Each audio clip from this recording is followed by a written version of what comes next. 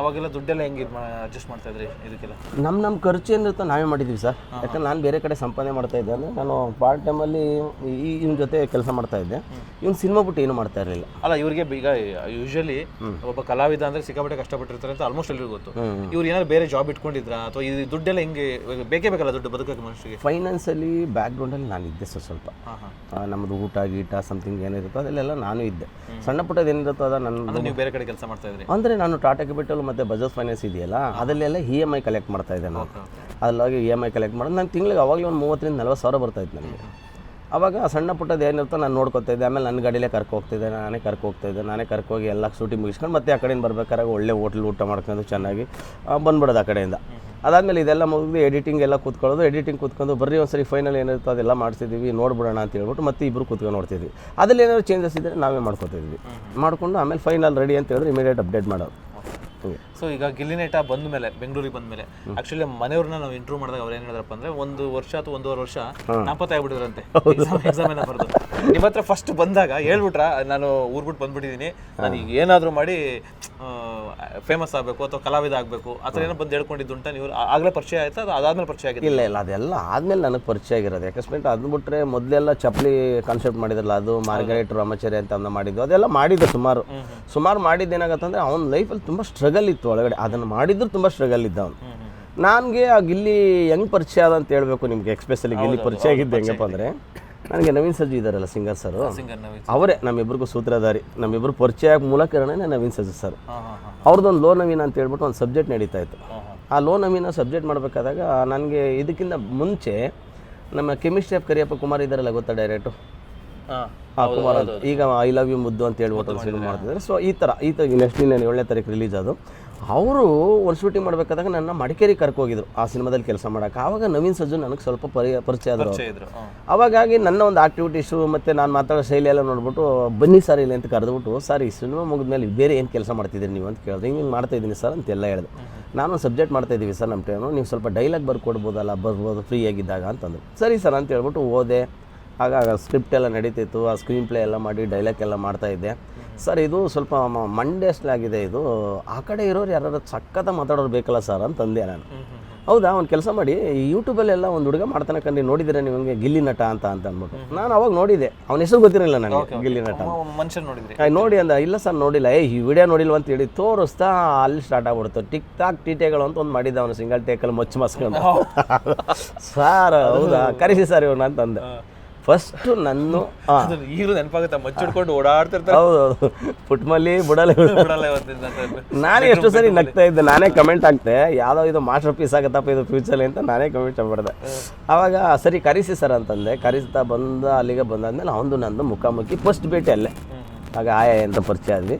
ಅವನು ಬಂದಾಗ ಸೈಲೆಂಟಾಗಿ ಕೂತ್ಕೊತಾ ಇದ್ದ. ಎಕ್ಸ್ಪೆಷಲಿ ಹಿಂಗೆ ಮಾತಾಡ್ತಾ ಯಾಕಂದರೆ ಯಾವುದೋ ಒಂದು ಹೊಸ ಟೀಮ್ಗೆ ಹೋಗ್ಬೇಕಾದಾಗ ಇಮಿಡಿಯೇಟ್ ಚೆಕ್ ಅಂತ ಮಾತಾಡೋಕ್ಕಾಗಲ್ಲ. ಯಾಕಂದ್ರೆ ನನಗೂ ನವೀನ್ ಸಜ್ಜು ಸರ್ಗೂ ತುಂಬ ಕ್ಲೋಸ್ ರಿಲೇಷನ್ಶಿಪ್ ಇತ್ತು. ಯಾಕಂದ್ರೆ ನಾವು ಆಲ್ರೆಡಿ ಒಂದು 30-35 ದಿನ ಶೂಟಿಂಗ್ ಮಾಡಿದ್ವಲ್ಲ, ಸ್ವಲ್ಪ ಫ್ರೆಂಡ್ಸ್ ಥರ ಇದ್ವಿ. ಅವನು ಹೊಸದಾಗಿ ಬಂದಾಗ ಸ್ವಲ್ಪ ಮಿಂಗಲ್ ಆಗಿರಲಿಲ್ಲ ಸ್ಟಾರ್ಟಿಂಗ್. ಆಮೇಲೆ ನನ್ನ ಜೊತೆ ಮಾತಾಡೋದು, ನನ್ನ ಜೊತೆಲಿ ಅಡುಗೆ ಮಾಡೋದು. ನವೀನ್ ಸಜ್ಜು ಸರ್ ಮನೆಯಲ್ಲೂ ನಾನು ಕಾಫಿ ಟೀ ಮಾಡೋದು, ಅಡುಗೆ ಮಾಡೋದು ಇದೆಲ್ಲ ಮಾಡ್ತಾಯಿದ್ವಿ ಫ್ರೀ ಆದಾಗ. ನನ್ನ ಜೊತೆ ಬೇಗ ಬೆರೆತ್ಬಿಟ್ಟ. ಎಲ್ಲೋ ಒಂದು ಕಡೆ ಸರ್ ನನಗೆ ಯಾಕೋ ನಿಮ್ಮದು ಮಾತಾಡೋ ಶೈಲಿ ಮತ್ತು ನೀವು ಅಂದರೆ ತುಂಬ ಇಷ್ಟ ಸರ್, ಓಪನ್ ಥರ ಇರ್ತೀರಿ ಅಂತ ಹೇಳ್ಬಿಟ್ಟು ಸ್ಟೈಲಾಗಿ. ಅದಾದಮೇಲೆ ನೆಕ್ಸ್ಟು ಆಯಿತು ಅಂತ ಹೇಳ್ಬಿಟ್ಟು ಅಲ್ಲಿಂದ ಕೂತ್ಕೊಂಡು ಒಂದು ಸ್ವಲ್ಪ ವರ್ಕ್ ಮಾಡೋಕ್ಕೆ ಸ್ಟಾರ್ಟ್ ಮಾಡಿದ್ವಿ. ಮಾಡ್ತಾ ಯಾವುದೋ ಈ ಥರ ಡಿಸ್ಕಸ್ ಮಾಡಿದಾಗ ಒಂದು ಡೈಲಾಗ್ ಬೇಕು, ಪಂಚಿಂಗ್ ಡೈಲಾಗ್ ಅಂತ ಹೇಳ್ಬಿಟ್ಟು ಯಾವುದೋ ಅದ್ರ ಬಗ್ಗೆ ಮಾತಾಡ್ತಾಯಿದ್ವಿ. ಆವಾಗ ಅದು ನಿಮಗೆ ಪಿವೋಟ್ಲಿ ಗೊತ್ತಾಗುತ್ತೆ. ಶಿವರಮಣ ಆ ಬಾಲು ಊರಲ್ಲೆಲ್ಲ ಹುಡುಕ್ತಾ ಇದ್ದಾನೆ ನಿಮ್ಮನ್ನು ಅಂತ ಹೇಳ್ತಾನೆ. ಯಾವ ಬಾಲು ಅಂತ ಕೇಳಿದಾಗ ಅವನು ಒಂದು ಡೈಲಾಗ್ ಹೇಳ್ಬಿಡ್ತಾನೆ, ಅವನು ಕೌಂಟ್ರ್ ಕೊಟ್ಬಿಡ್ತಾನೆ. ಅದು ಸಿಕ್ಕಾಪಟ್ಟೆ ವೈರಲ್ ಆಗೋದು. ಅಂದರೆ ಅದು ನೀವು ಬರ್ದಿದ್ದಲ್ಲ, ಅವರೇ ಕೊಟ್ಟಿದ್ದು? ಇಲ್ಲ ನಾನೇ ಬರೆದಿದ್ದೆ ಅದು. ನಾನೇ ಬರೆದಿದ್ದೆ ಅದನ್ನೆಲ್ಲ, ಆ ಡೈಲಾಗ. ಇನ್ನೂ ಸುಮಾರು ಡೈಲಾಗ್ ಬರೀತಾ ಇದ್ದೆ, ಪಂಚಿಂಗ್ ಡೈಲಾಗು.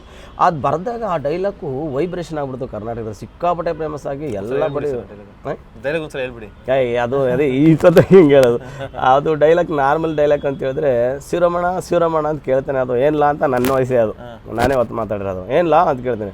ಓ ನೀನು ಇಲ್ಲಿದೆಯಾ, ಅದು ಆ ಬಾಲು ನಿನ್ನನ್ನು ಊರಲ್ಲೆಲ್ಲ ಹುಡುಕ್ತಾ ಇದ್ದಾನೆ ಅಂತ ಹೇಳ್ತಾನೆ. ಅದಕ್ಕೆ ಯಾವ ಬಾಲು ಅಂತ ಕೇಳ್ತೀನಿ ನಾನು. ಅವನು ಇದಕ್ಕೆ ಲೌಡಕ್ಕೆ ಬಾಲು ಅಂತ ಹೇಳ್ಬಿಡ್ತಾನೆ.